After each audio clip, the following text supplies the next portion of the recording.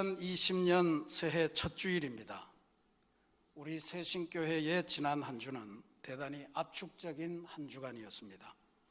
화요일 밤에 송구영신 예배를 드렸고 그 다음 날인 1월 1일 저녁부터는 신년 새희망 온교우 대성회로 모여서 금요일까지 성도들의 신앙생활은 하늘 가는 길이다.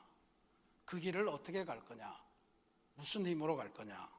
비결을 함께 배우고 묵상하는 시간을 가졌습니다.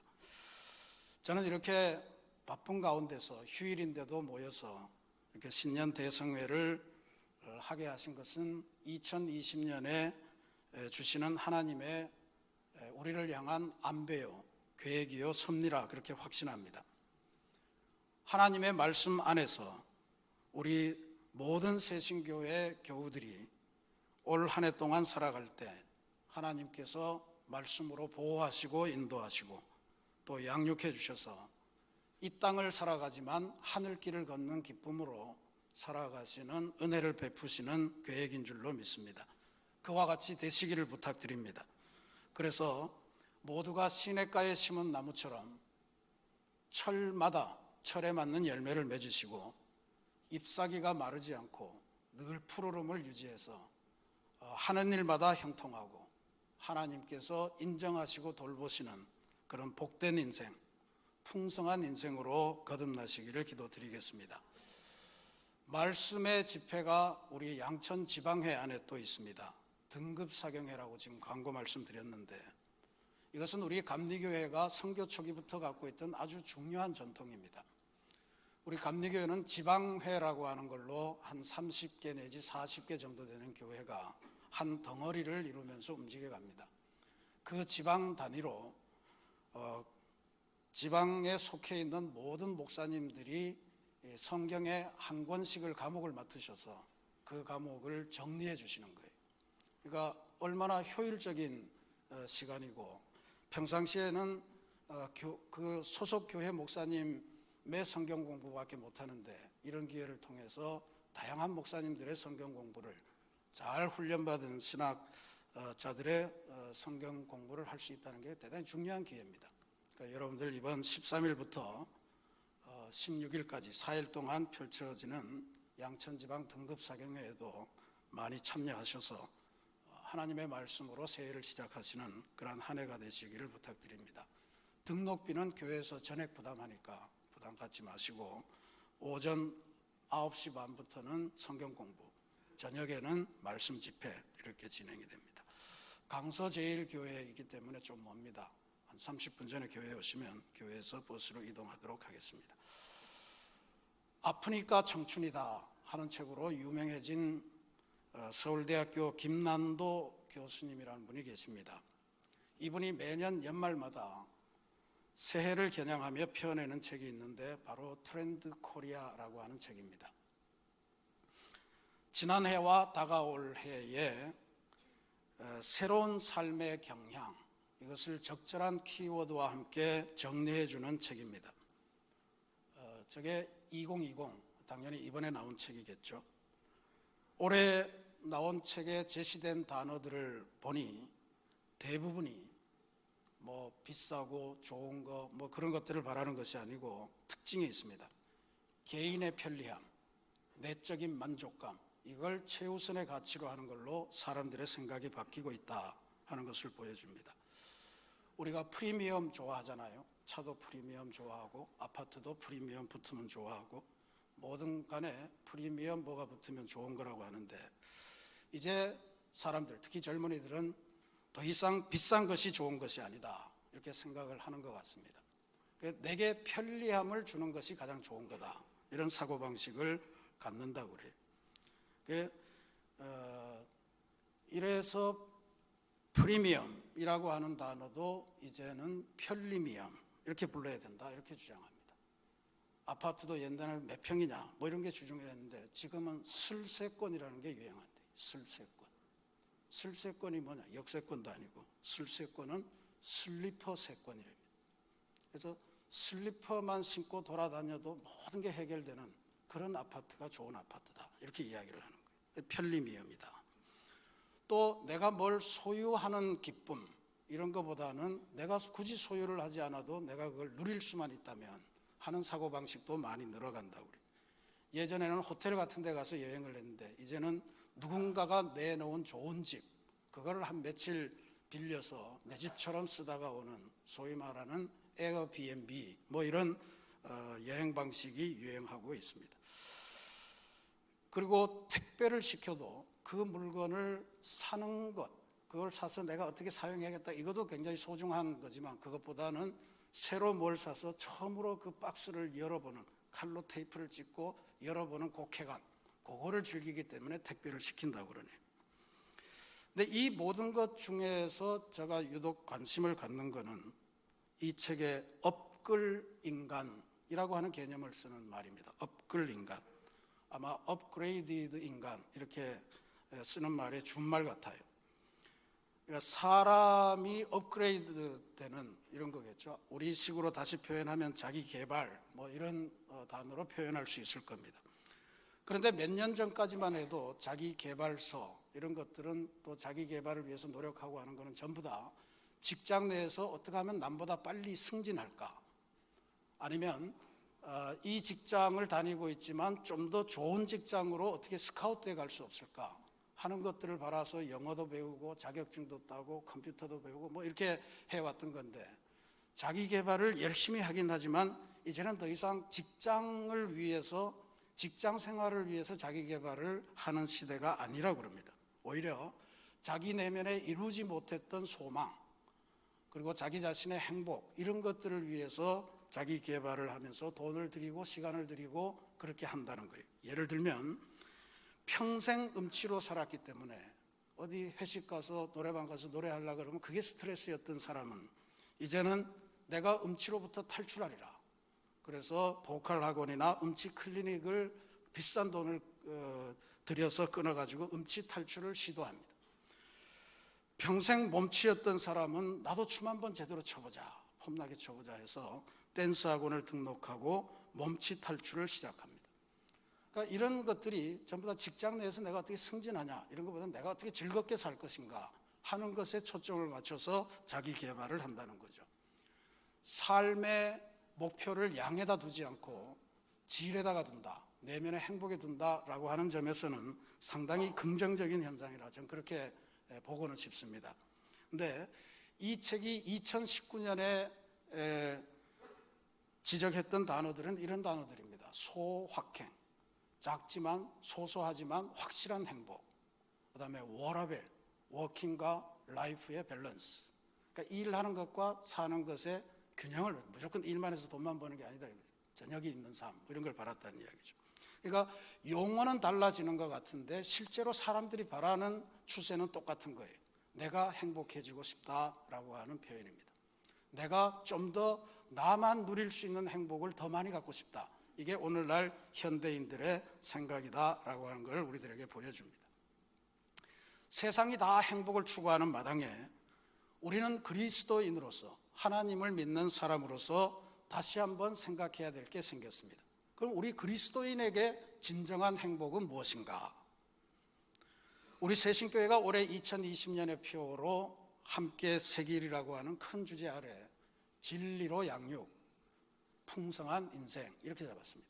풍성한 인생이라고 하는 것이 오늘 시편 말씀에서 저희들이 본따 왔는데, 풍성하다는 것이 곧 그리스도인으로 누리는 행복을 의미하는 그런 다른 표현입니다.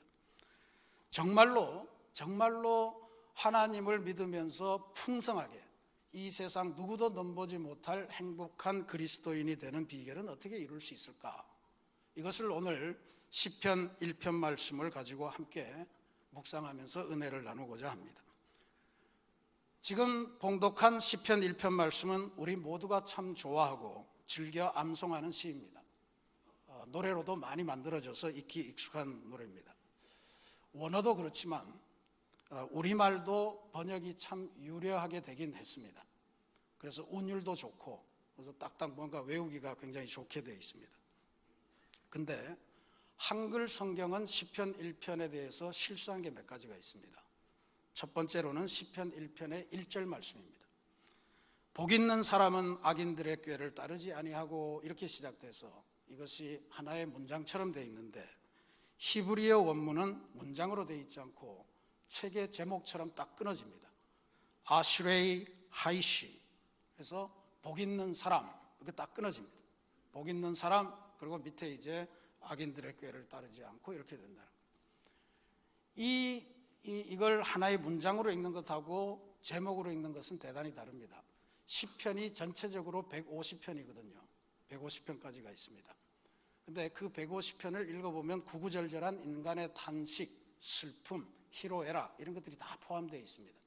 근데 이 150편 전체가 다 분절되어 있는 것처럼 보이지만 이거를 만약에 하나의 통이다, 하나의 건물이다 이렇게 보면 그 건물로 들어가는 대문이 큰 게 있고 그 대문이나 혹은 현관에 이렇게 큰 간판이 붙어 있다 이런 거예요. 그게 시편 1편이다 이런 이야기입니다.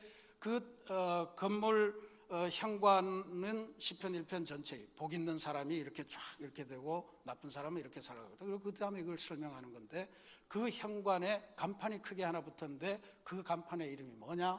간판에 뭐라고 쓰였느냐? 그게 복 있는 사람 이렇게 돼 있다는 거죠. 혹은 행복한 사람 이렇게 붙어 있다는 거예요. 그러니까 시편 1편은 시편 1편 요 구절만 봐서는 안 되고 전체 인생의 희로애락 150편 전체 인간의 탄식 뭐 이런 모든 것들이 다 구성돼서 하나님께서 주시는 복 있는 사람이 되는 비결의 책이다 이렇게 읽으셔야 됩니다. 근데 여기에 복 있다라고 하는 거를 우리는 해석을 또 잘 하셔야 됩니다. 그냥 복이라고 그래서 우리가 흔히 말하는 오복, 뭐 부귀와 장수와 건강과 심지어 이빨이 좋은 것도 오복에 들어가죠. 뭐 이런 복을 이야기하는 게 아니에요. 이 복은 하나님이 주시는 복을 의미합니다. 구원을 의미하는 거예요. 그러니까 이 세상의 복과는 차원이 다른 복. 굳이 번역을 잘 했으려면 지복, 하나님의 복 이렇게 해석을 했어야 이게 맞는 이야기입니다. 근데 그냥 복이라고 그래서 우리가 그걸 놓치기가 쉽습니다. 그러니까 어쨌든 복 중의 복, 최고의 복을 의미하는 것이 시편 1편의 말씀입니다. 그러니까 그 최고의 복으로 세상이 줄 수도 뺏을 수도 없는 최고의 복으로 우리의 인생을 인도해가는 그 역할이 바로 시편 1편의 역할이고 시편 전체의 역할이다. 이렇게 말씀을 읽으시면 정확합니다. 오늘 성경 말씀에서는 보면 복 있는 사람은 이런 인생이다. 이런 결과가 된다. 이렇게 3절 말씀에 이야기합니다. 시냇가에 심은 나무가 철을 따라 열매를 맺으며 그 잎사귀가 마르지 아니함 같으니 그가 하는 모든 일이 다 형통하리로다 그랬습니다. 철을 따라 열매를 맺는다고 그랬어요. 한 철만 열매 맺는 게 아니에요. 인생의 기쁜 때, 슬픈 때, 희망에 찰 때, 절망할 때 모든 때마다 맺는 열매가 따로 있다. 모든 순간을 함께 하신다는 이야기입니다.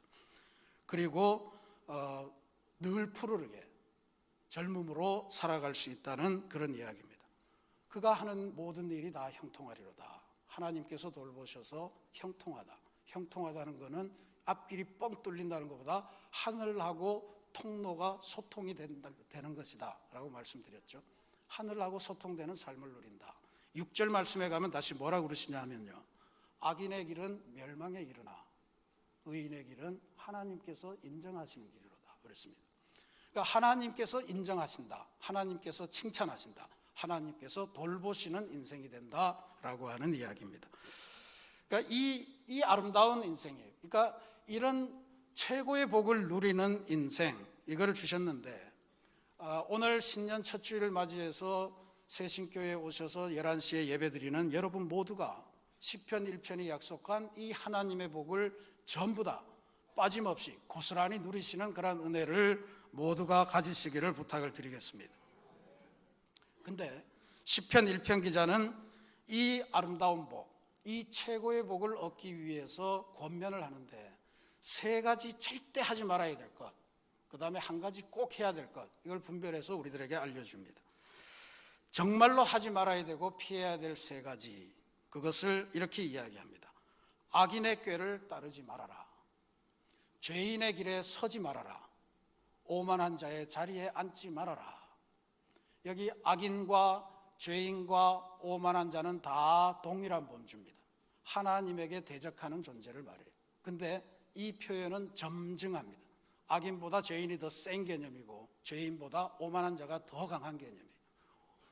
악인은 하나님에 대해서 잘 순종하지 않고 죄인은 하나님에 대해서 죄를 범하고 오만한 자는 뭐냐면 하나님의 자리를 넘보는 사람을 오만한 자라고 그래요. 아담과 이브가 벌을 받은 것도 하나님의 자리, 지혜를 분별하는 것을 하고 싶어서 도전했다가 벌을 받은 거죠. 오만한 자. 마찬가지로 따르고, 동사는 따르고 서고 앉고 이렇게 되잖아요.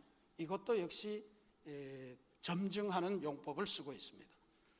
따른다, 악인의 꾀에 넘어간다 이런 이야기죠. 넘어간다.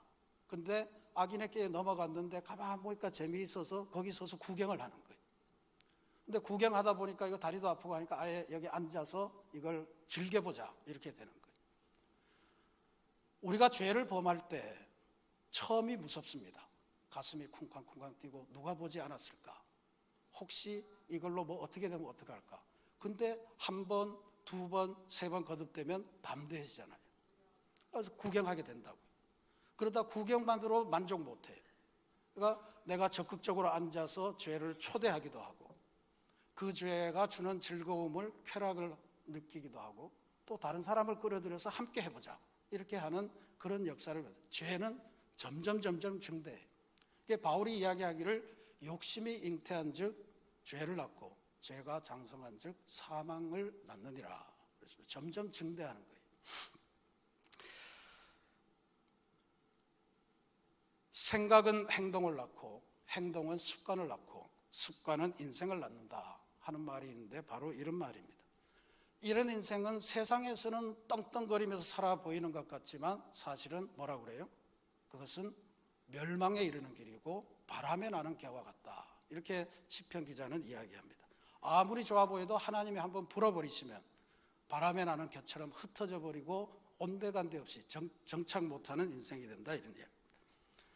여러분들 특별히 2020년에 악인의 꾀에 속아 넘어가지 마시고 죄인의 길에 서지 마시고 오만한 자의 자리에 앉아서 그 오만을 함께 즐기지 않는 인생이 되시기를 부탁드리겠습니다. 두 번째로는 꼭 해야 될 한 가지가 있다 하는 말씀을 주십니다. 2절 말씀이에요. 오직 여호와의 율법을 즐거워하여 그의 율법을 주야로 묵상하는도다. 여호와의 율법이라고 해서 바울이 이야기하는 율법과 복음 중에 이렇게 생각하시면 안 됩니다. 율법이라고 하는 것은 하나님의 말씀을 의미하는 거예요. 하나님의 말씀을 먼저 즐겨라. 즐거워해야 그 말씀을 주야로 읽게 되는 거죠. 그렇게 하면 복의 길로 간다 이런 이야기입니다. 여호와의 말씀은 우리 삶을 복 있는 인생으로 인도하기 위해서 하나님께서 주신 안내서 같은 겁니다. 인스트럭션, 안내해 주는 거예요. 근데 그러니까 여호와의 말씀이라고 하는 것은 이 세상에서 근본적인 복을 누리는 근원이 되는 그런 말씀입니다. 그러니까 그러면 우리들은 이건 알겠어요. 알겠는데 그러면 도대체 주야로 묵상한다는 게 뭐냐 하는 것에 대해서 다시 한번 우리들이 새로운 이해를 할 필요가 있습니다. 여러분 말씀을 묵상한다 할 때 떠오르는 이미지가 뭡니까? 고요한 골방에 들어가서 혹은 촛불을 켜놓고 혼자서 쭉 하나님의 말씀을 눈으로 종이장이 뚫어져라 그렇게 보고 있는 그 모습을 상상하시죠. 그런데 유대인의 성경 읽기 혹은 유대인의 읽기에 이런 묵상법이 존재하지를 않는다는 거예요. 그러니까 오늘 이 묵상이라고 하는 단어에 보면 1하고 괄호가 있습니다. 그 나나주에 보면 이렇게 쓰여 있습니다. 1, 히브리어라는 뜻이. 히브리어로 작은 소리로 읊조리다. 그러니까 유대인들은 하나님의 말씀을 볼 때 늘 읊조렸다는 거예요. 그걸 묵상이라고 하는 말로 번역이 됐으니까 좀 잘못 번역이 된 거죠. 그래서 늘 읊조리면서 하나님의 말씀을 대했다 이런 이야기입니다. 유대인들의 회당에 가면 계속 뭘 중얼중얼 대. 그 사람들은 도서관에 가서도 계속 떠들어요. 그렇게 뭘 중얼중얼 대면서 그렇게 하는데. 그러니까 조용한 소리로 읊조리는 방식이 그들의 묵상이었다. 근데 실제로 이 묵상이라고 하는 단어에 쓰인 히브리어는 하가라고 하는 단어입니다. 이 하가라고 하는 단어가 구약 성경에 쓰인 두 가지 중요한 예가 있습니다. 하나는 새들이 지저귀며 우는 소리를 표현할 때 하가라는 단어를 씁니다. 이사야 38장 14절 말씀에 나는 제비같이 학같이 지저귀며 비둘기같이 슬피 울며 내 눈이 새하도록 앙망하나이다. 그러니까 하나님을 앙망하는데 새가 울듯이, 새가 지저귀듯이 그렇게 한다는데, 여기 지저귀다 혹은 슬피 울다, 이게 전부 다 하가라고 하는 단어를 쓴다, 이런 이야기죠. 그 다음에 두 번째는 좀 더 센 의미입니다. 이건 사자나 맹수들이 앞에 먹이를 놓고 그 먹이를 어떻게 요리해서 먹을까 하면서 으르렁대고 있는 이런 소리도 하가라고 하는 단어를 써요. 이사야 31장 4절 말씀에 여호와께서 이같이 내게 이르시되 큰 사자나 젊은 사자가 자기 먹을 것을 움키고 으르렁거릴 때에, 이 으르렁거릴 때가 바로 하가입니다. 그러니까 우리가 동물의 왕국 같은 걸 보면 사자가 말이죠, 사자나 호랑이나 아주 작은 토끼나 노루 같은 거 한 마리를 잡을 때도 멀리서부터 아주 유심하게 관찰합니다. 으르렁대면서. 그러고는 계산이 다 끝나면 가서 잡고 그걸 아주 완벽하게 자기가 먹기 좋도록 해체하죠. 그러니까 사자나 맹수들이 으르렁댈 때는 그걸 단지 눈으로만 제가 어디로 움직일까 이런 것만 보는 게 아니죠. 저걸 가지고 어떻게 내가 먹어야 되겠는가라고 하는 것을 같이 보는 거예요. 위장도 움직이고 또 혓바닥도 움직이고 장기도 움직이고 소화액도 분비하고 뭐 이런 모든 것들이 다 합해지는 것이 사자들의 음식 묵상입니다. 그러니까 오늘 이 시편 1편이 말씀하는 묵상이 바로 이런 말씀이에요. 온 몸과 마음을 또 영혼을 다해서 하나님의 말씀을 잡아 먹어서 내 삶의 자양분으로 삼는 그러한 마음으로 말씀을 읽어라 라고 하는 뜻이에요. 그 사람의 인생이 어떻게 될 것인가? 어떻게 될 것인가? 하나님의 말씀을 이렇게 탐독하고 이 말씀의 구절이 도대체 왜 이렇게 됐을까? 이게 지금 2000년 뒤에 3000년 뒤에 나랑 무슨 상관이란 말인가 하는 것을 생각하며 읽는 사람이 하나님의 말씀을 그저 눈으로 오늘 한 장 읽었어 하는 사람하고 어떻게 같겠습니까? 물론 이렇게 성경을 읽는 게 쉽지 않습니다. 그래서 교회에서 여러분에게 권면하는 것이 함께 묵상해라, 함께 나누어라 해서 속회를 만들어 드리는 거예요. 속회에 모여서 내가 읽었을 때는 이런 말씀이었는데 너는 어떻게 봤느냐? 나는 이 말씀이 나에게 이렇게 적용됐는데 너는 어떻게 됐느냐? 속회 모여서 평등만 이야기할 게 아니에요. 너네 집 몇 평이냐? 너네 아이 몇 등이냐? 이런 것만 이야기하면서 자랑하고 기죽고 그런 게 아니라 하나님의 말씀을 묵상하면서 이 말씀의 진리가 도대체 뭐냐? 오늘 나에게 무슨 힘을 주냐? 오늘 우리에게 무슨 반성의 거리를 제공하냐? 이 말씀을 읽어야 된다, 이런 이야기죠. 이렇게 말씀을 읽다가 보면 어느새 우리가 알지 못하는 새에 우리의 인생이 말씀으로 풍성해져서 어떠한 위기에도 대처할 수 있고 어떠한 난관이 와도 자신감이 있으니까 하나님의 말씀을 다 아니까요. 그래서 시냇가에 심은 나무처럼 되어서 철을 따라 열매를 맺고 잎사귀가 풀리지 않고 늘 새 희망을 갖고 그렇게 살아가는 인생이 된다고 하는 것이 시편 시인의 고백이요 체험입니다. 이런 인생을 살아가시길 바랍니다. 수년 전에 한 4, 5년 됐을 거예요. 우리 기독교 방송국에서 성경 필사 전시회라는 게 열렸습니다. 전국에서 성경을 손으로 쓰신 분들의 작품을 모아다가 그거를 사연과 함께 전시했는데 어마어마한 성황을 이루었습니다. 한 5만 명 정도가 그 전시회를 즐겼다 그랬습니다. 각종 희귀한 방법, 사연을 담은 성경 필사본들이 제출이 됐습니다. 어떤 사람은 감옥에 갇혀서 쓸 데는 없고 그래서 감옥 감방 안에 있는 화장실 종이에다가 성경을 필사를 한 거예요. 그거를 전시한 것도 있고 큰 족자에다가 처음부터 끝까지 창세기부터 해서 요한계시록까지 이게 막 위에서 아래로 닿을 때까지 벽을 다 도배하는 그런 사람도 있었고, 그 다음에 96세 된 할머니 권사님은 73세부터 이 성경을 쓰기를 시작해서 23년 만에 신구약을 다 쓰고 거기에 내놓았던 그런 사연도 있었습니다. 근데 제가 오늘 여러분에게 소개해드릴 한 분은 여의도 순복음교회의 김광자 권사님이라고 하는 분의 이야기입니다. 이분은 아주 집안이 유복한데 근심이 하나 있는데 딸이 나이가 차고 사회적으로 아주 좋은 그런 프로필을 가지고 있는데도 결혼이 잘 성사되질 않아서 눈물로 기도하는 그런 권사님이었습니다. 근데 어느 날 담임 목사님이 설교를 하면서 성경 필사를 제대로 하면 필생의 소원이 이루어진다, 이런 말씀을 하신 걸 듣고 아따 이거다.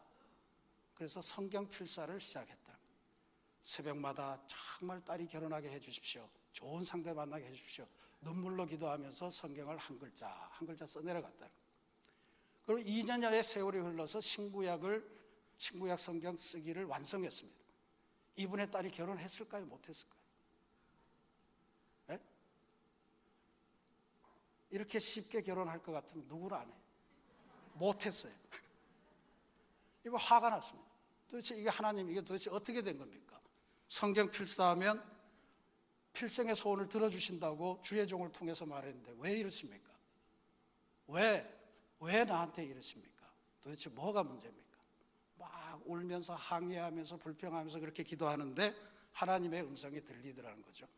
야, 네가 글씨는 뺏겼지 내 마음을 한 자라도 내려받았냐? 깜짝 놀라서 가서 자기가 쓴 거를 쭉 봤더니요, 희한하더라는 거예요. 졸면서 그거 채우느라고 글씨는 삐뚤삐뚤 해줬고, 어떤 거는 잘못 쓰면 우리 다시 써야 되잖아요. 처음부터 그 페이지를 다시 쓴단 말이에요. 근데 그게 귀찮아서 슬쩍 화이트로 지우고 넘어간 거, 한 줄 빼먹어서 다시 쓰기 귀찮아서 그냥 넘어간 거, 아예 잘못 받아 쓴 거, 이런 게 수두룩하더라는 거예요. 자기가 보기에도 이걸 어떻게 성경 필사본이라고 내놓나. 그래서 내가 내 소원을 이루기 위해서 하나님의 말씀을 이용했구나 하는 깨달음이 와서 다시 회개하고 다시 처음부터 쓰기 시작했다는 거예요. 이번엔 진짜로 정신을 차리고 하나님의 말씀을 내 마음에 새기리라, 하나님의 말씀을 내가 먹으리라, 이런 작정을 갖고 한자 또박또박 쓰면서 틀리면 처음부터 다시, 그 페이지 처음부터 다시 그렇게 쓰면서 정말로 혼신의 힘을 다해서 쓰는데 구약 성경이 채 끝나기 전에 그 따님이 결혼했다는 거예요.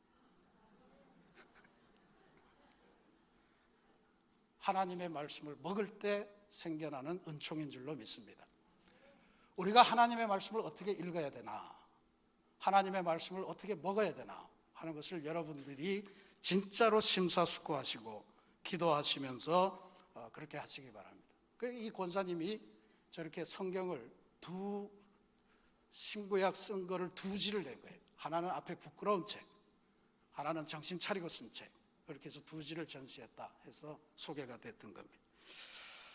말씀을 묵상하는 것, 말씀을 먹는 것의 은혜가 이렇게 생겨나는 겁니다. 그리고 오늘부터 또 따님들 결혼시키기 위해서 성경 필사 들어가는 분들 계실 텐데 좋은 일입니다. 그러나 명심하시고 잘 쓰셔야 됩니다. 쓰는 것과 동시에 우리 마음에 새겨야 됩니다. 우리 마음속에 먹어야 되는 거예요. 여호수아는 묵상하다라고 하는 이 단어를 한 걸음 더 나아가서 적용합니다. 이 단어는 단순히 하나님의 말씀을 읽고 내 마음에 새기는 것이 아니고 이것을 삶을 통해 지켜 행해야 된다라고 하는 말씀으로 해석합니다. 여호수아가 모세로부터 지도권을 받고 요단강 앞에 서서 이제 이 이스라엘 백성들 데리고 약속의 땅으로 진입하기 직전에 하나님께서 여호수아에게 이런 말씀을 전해주세요. 여호수아서 1장 8절입니다. 이 율법책을 내 입에서 떠나지 말게 하며 주야로 그것을 묵상하여 그 가운데 기록한 대로 다 지켜 행하라.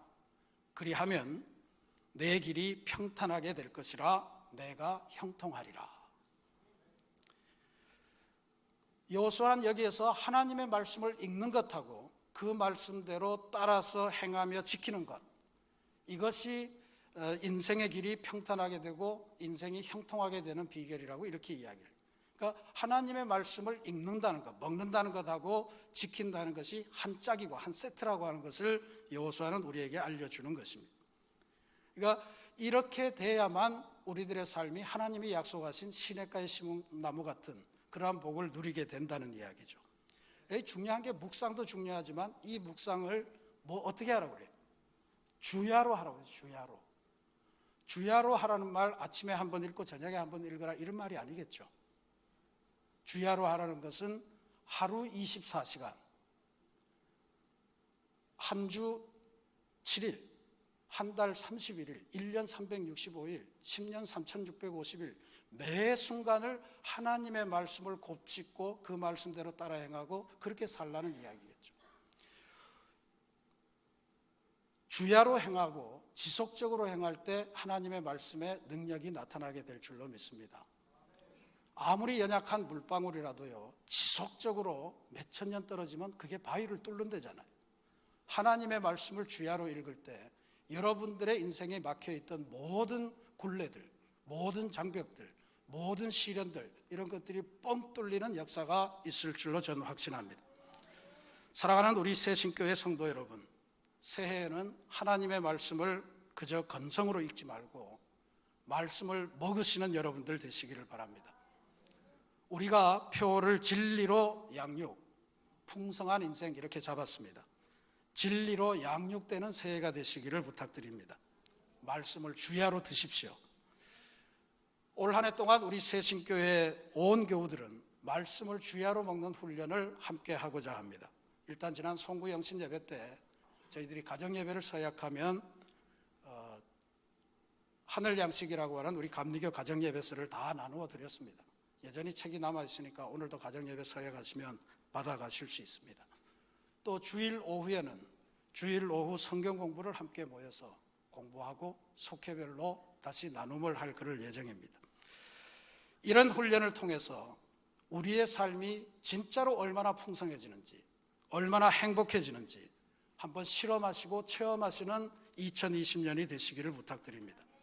교회학교 교사는 교사대로, 또 속회를 인도하시는 속장님들은 속장님대로, 또 선교회장님은 선교회장님대로, 장로님은 장로님대로, 권사님은 권사님대로, 집사님은 집사님대로, 아직도 성도님들은 성도님대로 모든 교우들이 말씀을 먹고 그 말씀을 즐거워하고 그래서 세상에서 하늘의 복, 지고의 행복을 누리면서 이 세상에서 철을 따라 열매를 맺고 하는 일마다 형통하고 그리고 모든 일들을 하나님이 인정하시는 풍성한 인생이 되시기를 주님의 이름으로 축원합니다. 같이 기도하시겠습니다.